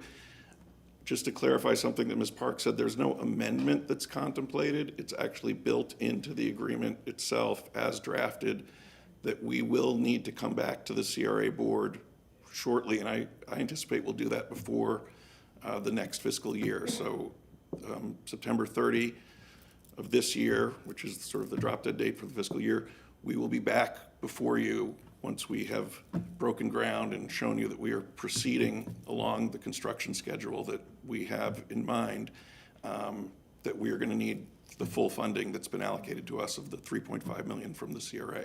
It's very important that we get that funding and that our construction lender know that the full amount of funding is available to align with our construction schedule, which is a 12 to 15-month construction schedule.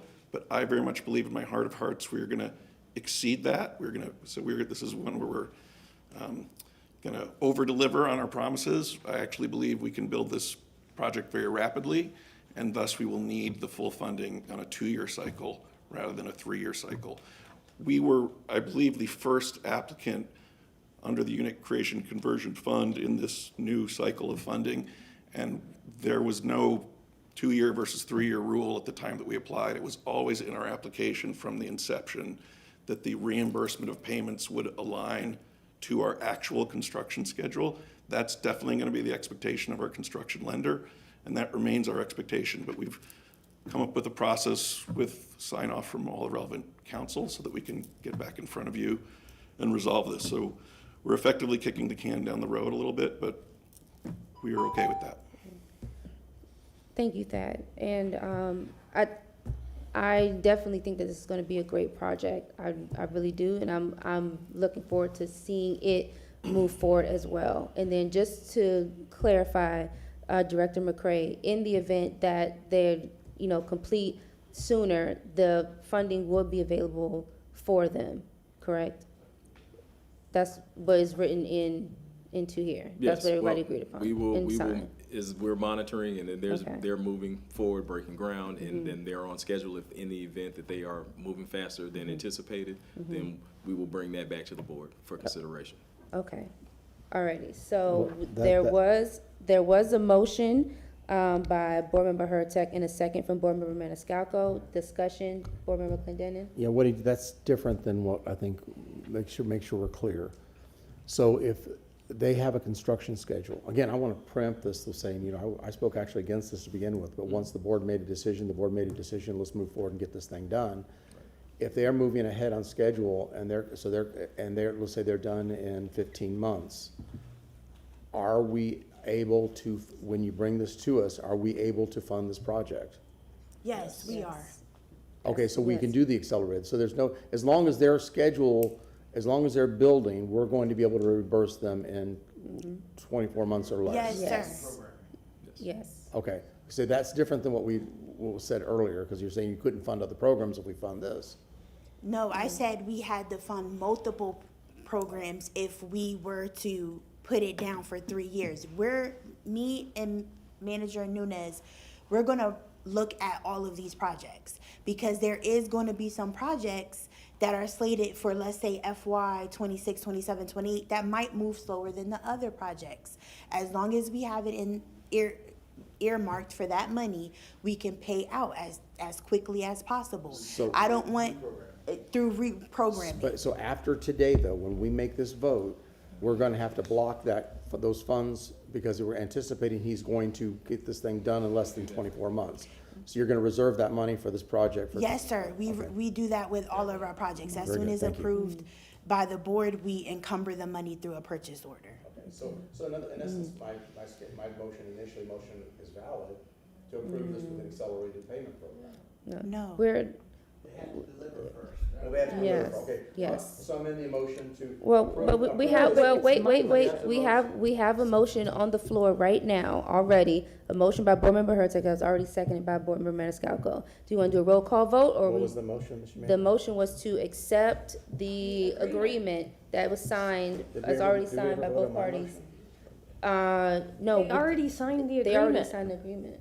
yesterday. All we're doing is approving the agreement that Urban Works has already Again, I signed. initially, when this first came out of the bot, I made a motion, and it was seconded by seconded by Councilman Maniscalco, I think, to approve this with the accelerated program.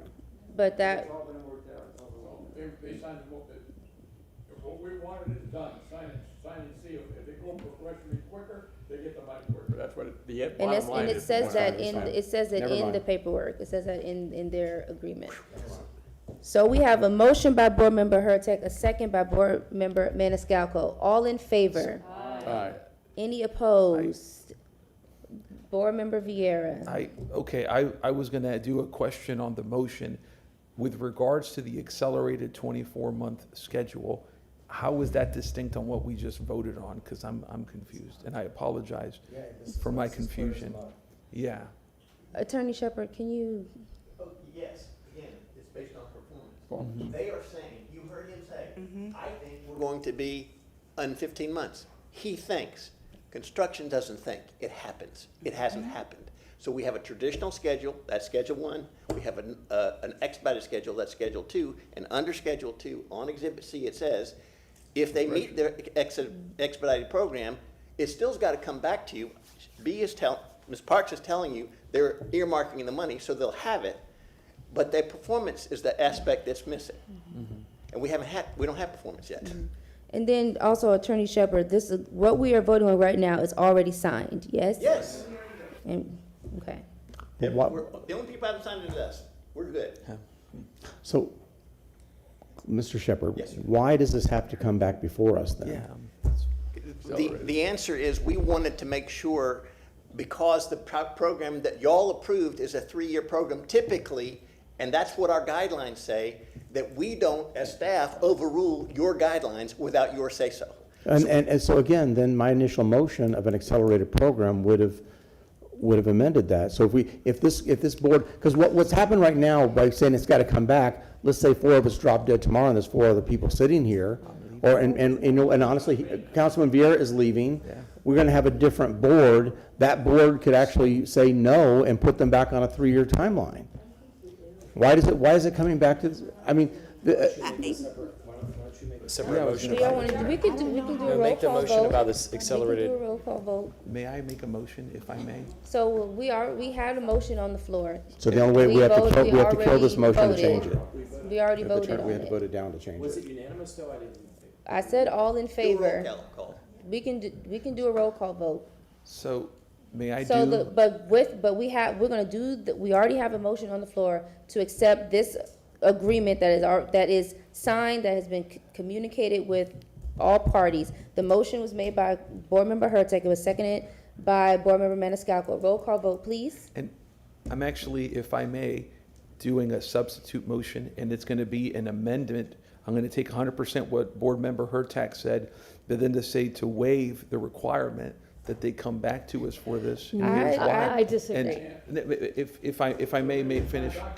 I'm not taking that amendment. I know it's a substitute motion, I would anticipate that, with all due respect, ma'am, your position and. I am so perplexed right now as to why we are at where we are right now. If this is an agreement that is already signed, the communication has already gone through both parties, attorneys, everyone. I'm confused as to why we are here. The language is already in there that if they finish early, then the money will be available to them. I can explain if I may. May I? May I explain my rationale? I want to do the roll call vote. Let's see, but we have a motion on the floor already. We have a motion on the floor and a second. So, And he's got a motion just for a And substitute. we're talking about an agreement that's already signed. and I hate to I'm- do a point of order if I may. Unfortunately, he's right. Yeah, You have to do substitute. Yeah, so if I may, That's guys, crazy. very briefly, this is my rationale for this, which is, it was said before, it has to come back to us. We support this. Who knows, I'm not gonna be here in 5 months. Who knows what's gonna happen in a year, whenever it comes back to us. If we support this, then we should have a pathway. That's it. If you guys vote this down, then we revert back to the original motion, which I will support. It's a matter of voting on it. That's it. That's my rationale. Because it could be a different council then.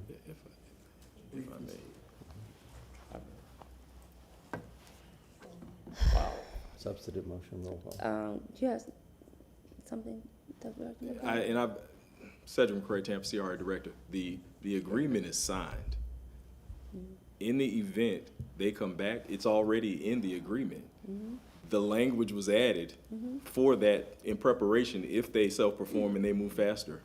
We're going to bring it back to you. That amount, as director, I was not comfortable with signing at over $1 million. I wanted to make sure that the board was aware.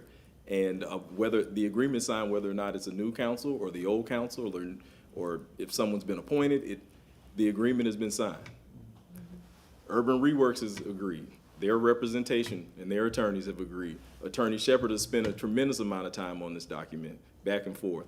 We're seeking the board to approve the agreement that was signed and agreed to.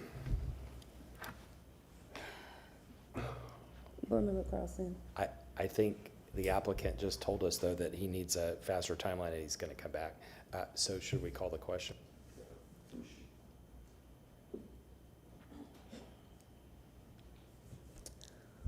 Okay, so, we're just gonna do a roll call. On the substitute. Yes, ma'am. So I take the substance of 100% of what Councilwoman Hurtak said, but with the substitute amendment of waiving the requirement that the applicant would have to come back to us, under the rationale that we are approving it now, and I'm not sure as to what change, if any, we're gonna have in council, not to mention myself leaving in 5 months. That's it. That's it. Look, I haven't Okay, said but it. come on, let's vote, let's go, let's go. Miranda. No. Maniscalco. Hurtak. No. Vera. Yes. Carlson. Yes. Clendenin. Yes. Young. No. Motion fails with Miranda, Maniscalco, Hurtak, and Young voting no. Yes, so now we go back. Well, let me say this. Maniscalco already seconded. If the developer, and I know they're honorable people, I've talked to them, wants to accelerate, instead of working 5 days, work 7 days or 6 days, he gets what he wants. And I don't blame him, but it's up to them to work the agreement. They worked out the agreement between the two parties. We're only the recipient of the funds saying yes or no.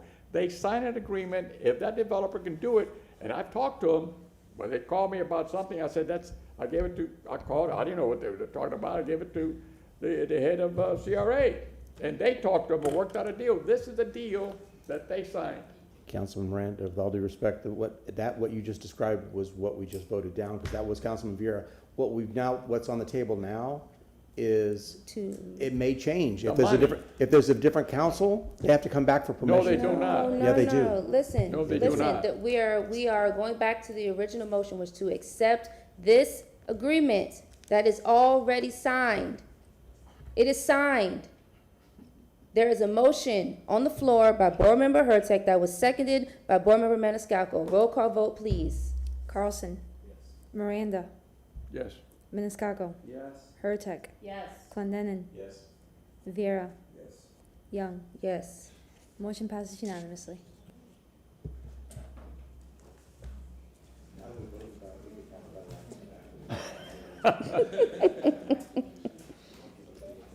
All right. Does that conclude our, business? All right. Do we have any new business? We'll go down the line, Board Member Carlson. Yeah, first I should say, District 5 wanted a leader, and so you see we got one. Listen, I don't want to hear nothing else in public comment that she can't lead, she doesn't know what she's doing. Thank you. You're giving me a run for my money. Thank you. So on a serious note, I would like to make a motion for the CRA board to ask the county and the Rays to negotiate directly with the CRA board. So I have some discussion on that. Y'all want us to be here all day, don't I do. you? Y'all want us to be here all day. Go ahead. Because I actually asked Mr. Shepherd this past week for clarification on that, and he provided clarification that we have the authority as a board to appoint someone to represent us for negotiations. So we can appoint Cedric, or we could appoint anybody else to represent us. The problem is, we can't all individually do that because it'd be a violation of sunshine, because you can't, we all have different wants and needs and desires, you can't do, so really, whoever negotiates has to come back, you have to get 4 votes, you don't have to get 7. But can I say one more thing? And I'm not going to name names because I don't want retaliation against them, but I'm regularly talking to the people involved other than at the city, and what they've told me explicitly is that the administration has told them not to negotiate with us. And maybe that's fine on the city side, but not on the CRA side. I haven't heard that. And so we need a way to negotiate with them. And they can keep the executive director informed, but what's happening is that you know, you said this morning negotiations are continuing. Well, how do any of us know that? I talk to the raise every other day just about, but I don't know anything about the negotiations. And they're going to come back, the administration's going to come to us and drop something in our lap. We're going to have no idea what it is. And even if they go to a home rule TIF, we still have to vote on it. Board Member Hurtak. I would disagree wholeheartedly with having someone negotiate for us. You know, I have never turned down a meeting with the Rays, but after my vote, they haven't reached out to me at all. And I think that's inappropriate for them, but that's on them. But they should come back and talk to each of us as a CRA. I will not support someone standing in for my portion of the role. Just won't do it.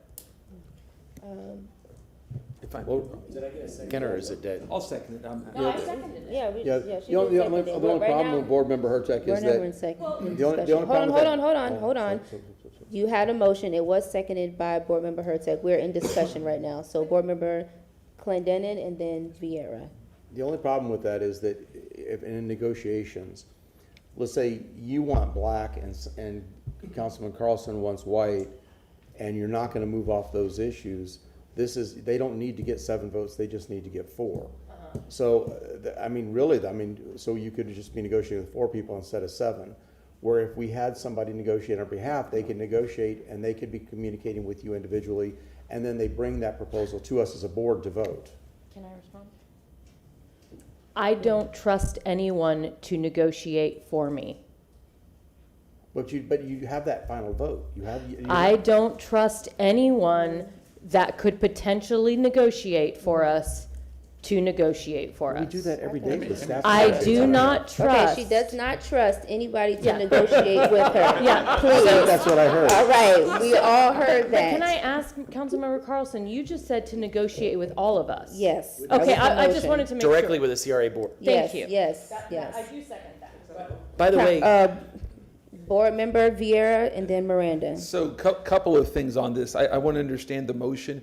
This is simply a request on the part of the CRA, if we support this by majority, to engage with us as a board, individually as board members. It doesn't preclude them from engaging with anyone else. It doesn't preclude any other private citizen, any other public official, any other public entity from negotiating concurrently on similar issues that we may be negotiating on.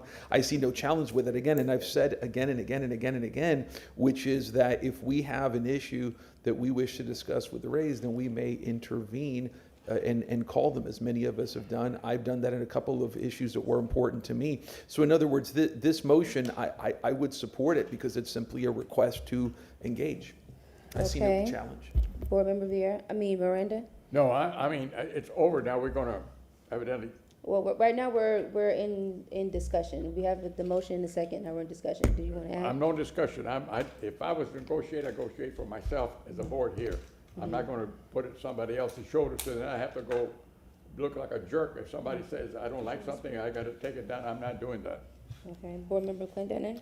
Yeah, that's so disingenuous, because we just dealt with an issue where a contract was negotiated by staff.